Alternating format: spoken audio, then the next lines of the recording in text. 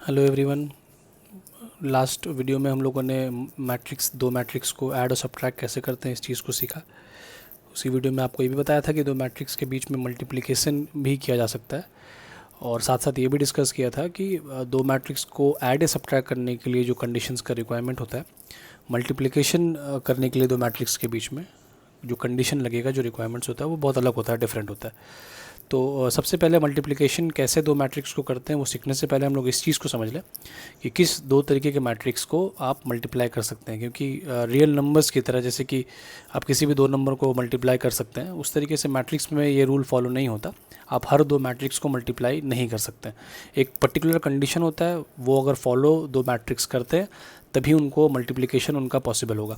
तो वो कंडीशन क्या है वो देख लें पहले। ज़रूरी ये होता है कि जो आपका पहला मैट्रिक्स है, आप अगर मल्टीप्लाई कर रहे हो दो मैट्रिक्स को, ए को बी के साथ कर रहे हो, ए इंटू बी निकालना, तो आपका फर्स्ट मैट्रिक्स ए हो गया, सेकंड मैट्रिक्स बी हो गया। तो पहले वाले मैट्रिक्स में जितना कॉलम होगा और दूसरे वाले मैट्रिक्स में जो रो होगा, that is column of first matrix and row of second matrix, ये दोनों इक्वल होना चाहिए, ये कंडीशन है। उसके बाद ही आप जाकर प्रोसीड कर सकते हैं दो मैट्रिक्स को मल्टीप्लाई करने के लिए, कंडीशन सेटिस्फाई करता है तब।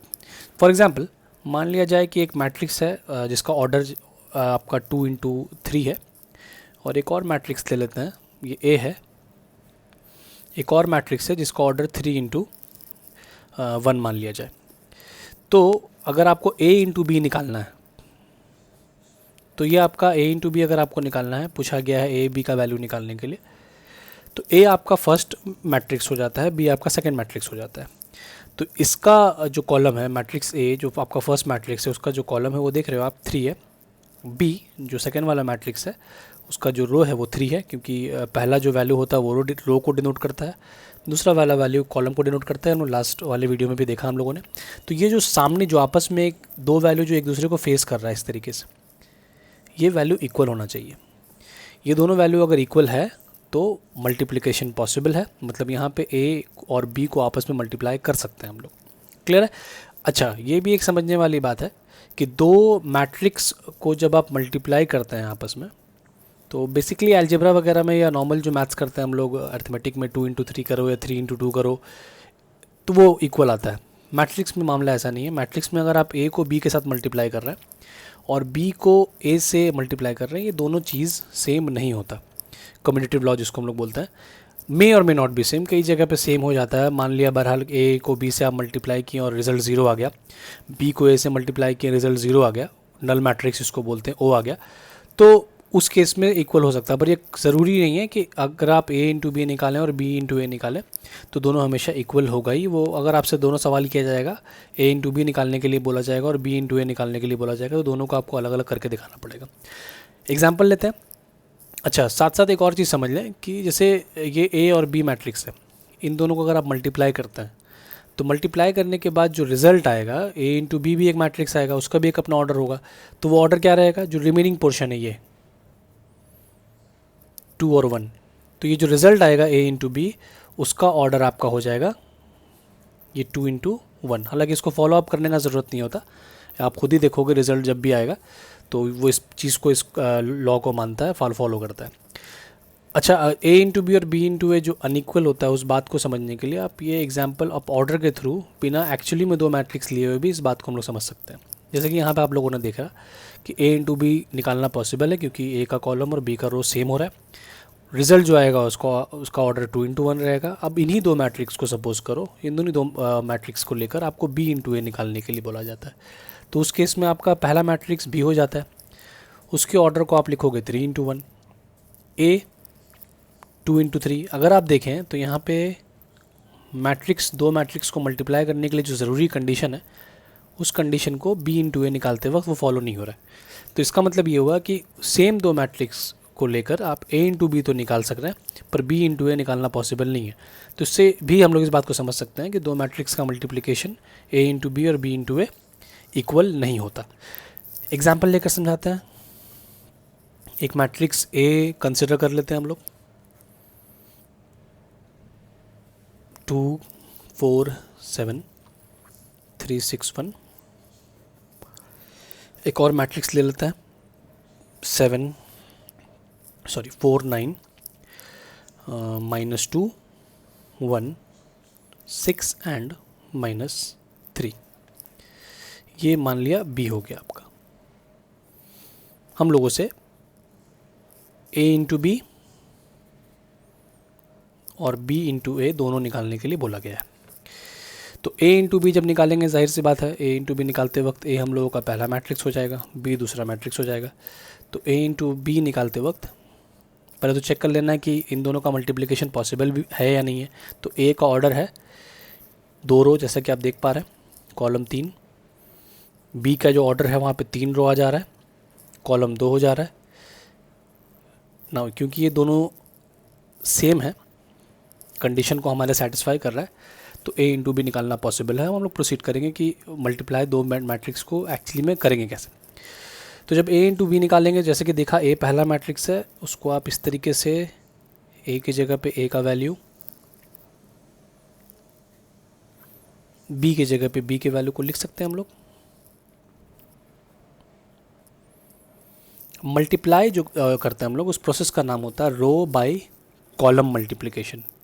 रो बाय कॉलम मल्टीप्लिकेशन नाम इसलिए पड़ा क्योंकि जब मल्टीप्लाई हम लोग करते हैं तो पहले वाले मैट्रिक्स का पूरा एक इंटायर रो दूसरे वाले मैट्रिक्स के एक पूरे इंटायर कॉलम के साथ हम लोग मल्टीप्लाई करते हैं, और मल्टीप्लाई करने के बाद जो रिज़ल्ट आता है वो रिज़ल्ट का जो a इंटू बी जो प्रोडक्ट हम लोग का आएगा उसका एक एलिमेंट मिलेगा हम लोगों को। किस तरीके से, 2 को मल्टीप्लाई करेंगे 4 के साथ, 2 इंटू 4 कितना हो जाएगा 8, 2 जाएगा 4 के साथ, फिर आपका 4 विल गो विथ -2, ये पूरा रो पूरा कॉलम, 2 पहला एलिमेंट पहले वाले के साथ, दूसरा एलिमेंट दूसरे वाले के साथ। साइन जिस तरीके से आएगा, जैसे 4 इंटू 2 इंटू 4 +8 आ रहा था तो 8 हो गया। 4 इंटू -2 अगर आप करेंगे तो रिजल्ट -8 आएगा, तो वहाँ -8 लिखेंगे। दोनों पॉजिटिव है, 7 और 6 42। तो ये पूरा 2 को 4 के साथ, 4 को -2 के साथ, 7 को 6 के साथ मल्टीप्लाई करने पे ये पूरा एक एलिमेंट मिलेगा। ये सेम काम करना है आपको, रो अभी वही रहेगा सारे कॉलम के साथ बारी बारी। तो क्योंकि यहाँ पे 2 कॉलम है, इसके बाद एक और कॉलम है, तो ये 2 4 7 को हम लोग सेकंड वाले कॉलम के साथ 9 1 और -3 जो एलिमेंट है उनसे मल्टीप्लाई करेंगे। तो 2 विथ 9 18, 4 विथ 1 4, 7 इंटू 3 -21। क्योंकि इसके बाद और कॉलम नहीं है तो 2 4 7 इस रो से हम लोगों ने सारे कॉलम को यहाँ मल्टीप्लाई कर दिया। अब हम लोग ए का रो चेंज करेंगे, यहाँ से नीचे आएंगे। तो क्योंकि यहाँ से जब नीचे आ रहे हैं तो यहाँ भी आपको फॉलो करना है कि इसको भी नीचे चला जाना है यहाँ पे भी। अब 3 6 1 सेम उसी तरीके से पहले की तरह 4 -2 6 के साथ, फिर 9 1 -3 के साथ मल्टीप्लाई करना है। तो 3 with 4 will give us 12, 6 with -2 will give us -12, 1 and 6 will give us 6। Again repeat करना है सेम चीज़, कॉलम चेंज हो जाएगा, 9 1 -3, 3 into 9 27, 6 into 1 6 and 1 into -3 -3। Add subtract करके जो रिज़ल्ट आएगा ये 42 जैसे हो जाएगा अपना, ये आपका 1 हो जाएगा, यहाँ पे 6 आ गया और ये हो गया 30। तो ये हम लोगों का a इंटू बी का रिज़ल्ट आ गया। अच्छा, जैसे कि हम लोगों ने देखा, हम लोगों ने ऑर्डर फॉलो नहीं किया, बट आप अगर देखें तो जो बच रहा है, जो वैल्यूज़ बच जा रहा है वो 2 और 2। तो जो रिज़ल्ट भी हम लोगों का है वो भी देखें कि 2 इंटू 2 ऑर्डर का है। क्लियर है। अब इसके बाद b इंटू ए निकालने के लिए अगर हम लोग प्रोसीड करते हैं,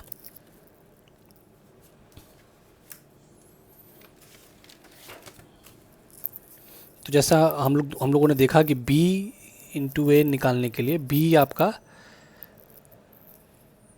4 9 -2 1 6 और -3 है, b को लिख लिया, और a 2 4 7 3 6 1 ये हो जा रहा है। अच्छा, ऑर्डर भी चेक करना था हम लोगों को कि b इंटू ए, क्योंकि a इंटू बी निकाला तो b इंटू ए निकालना ज़रूरी, b इंटू ए का आंसर आएगा ज़रूरी नहीं है, ये हम लोगों ने पहले ही देख चुके हैं ये इस चीज़ को। तो यहाँ b का जो ऑर्डर है वो 3 इंटू 2 है, और a का जो ऑर्डर है वो आपका 2 इंटू 3 है। 2 रो यहाँ पे है, 3 कॉलम है, तो यहाँ पर भी जो है मल्टीप्लिकेशन का जो कंडीशन है उसको फॉलो कर रहा है, मतलब यहाँ बी इंटू ए निकालना भी पॉसिबल है, हम लोग बी इंटू ए निकाल सकते हैं। अच्छा, जिस तरीके से आप देख रहे होंगे कि जो हम लोग का ऑर्डर एक्सपेक्टेड है बी इंटू ए का, वो 3 × 3 का ऑर्डर एक्सपेक्टेड है। रिजल्ट जो आएगा वो 3 × 3 ऑर्डर का होना चाहिए।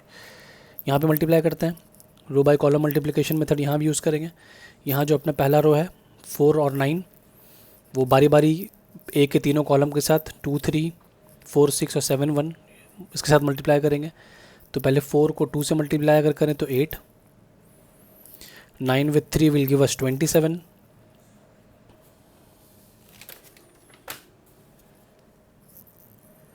इसी तरीके से 4 और 9 को फिर 4 और 6 के साथ भी मल्टीप्लाई करना है। तो 16, फिर 9 और 6 will give us 54, 4 with 7 28 and 9 with 1।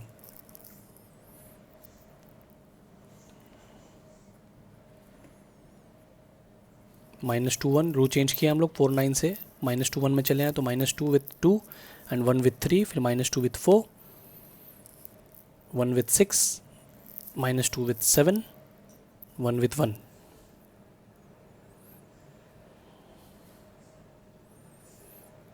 Six को 2 के साथ -9, 24 -18, 42 -3। तो ये अपना रिज़ल्ट आ गया 35, 70, 37, -1, -2, -13, 3, 6 एंड 39। ये आ गया B इंटू ए। पहले हम लोगों ने किया